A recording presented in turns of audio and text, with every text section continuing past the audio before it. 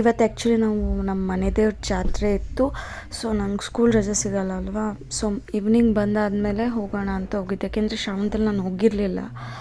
So ಈ time miss ಮಾಡ್ಕೋಬಾರ್ದು ಅಂತ ಜಾತ್ರೆಗೆ ಈವ್ನಿಂಗ್ ಟೈಮ್ಗೆ ಹೋದ್ವಿ.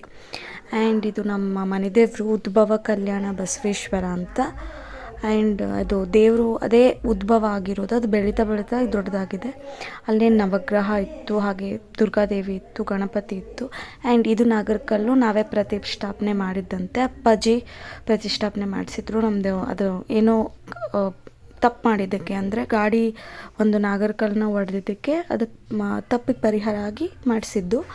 ಆ್ಯಂಡ್ ಅದಾದಮೇಲೆ ಸ್ವಲ್ಪ ತಲೆ ಟೈಮ್ ಸ್ಪೆಂಡ್ ಮಾಡಿ ಅಲ್ಲಿಂದ ನಾವು ನಮ್ಮ ಅಜ್ಜಿ ಊರು, ಅಂದರೆ ನಮ್ಮ ಮಮ್ಮಿ ಅಕ್ಕನ ಊರು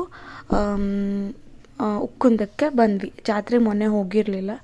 ಸೊ ಅಲ್ಲಿ ಹೋಗಿ ಅವ್ರನ್ನೂ ಭೇಟಿಯಾಗಿ ಅಲ್ಲಿ ದೇವರ ದರ್ಶನ ಎಲ್ಲ ಮಾಡಿಕೊಂಡು ಅಲ್ಲಿ ಸ್ವಲ್ಪ ಟೈಮ್ ಸ್ಪೆಂಡ್ ಮಾಡಿ ಅಲ್ಲಿಂದ ನಾವು ಮನೆಗೆ ವಾಪಸ್ ಬಂದ್ವಿ.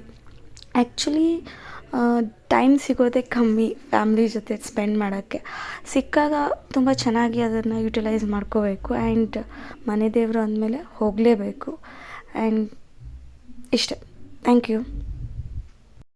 ಲಾಸ್ಟಲ್ಲಿ ಈವ್ನಿಂಗ್ ನೋಡಿ, ಅದು ಮೂನ್ ಎಷ್ಟು ಸಖತ್ತಾಗಿ ಕಾಣ್ತಿತ್ತು ಗೊತ್ತಾ ಬರೋವಾಗ.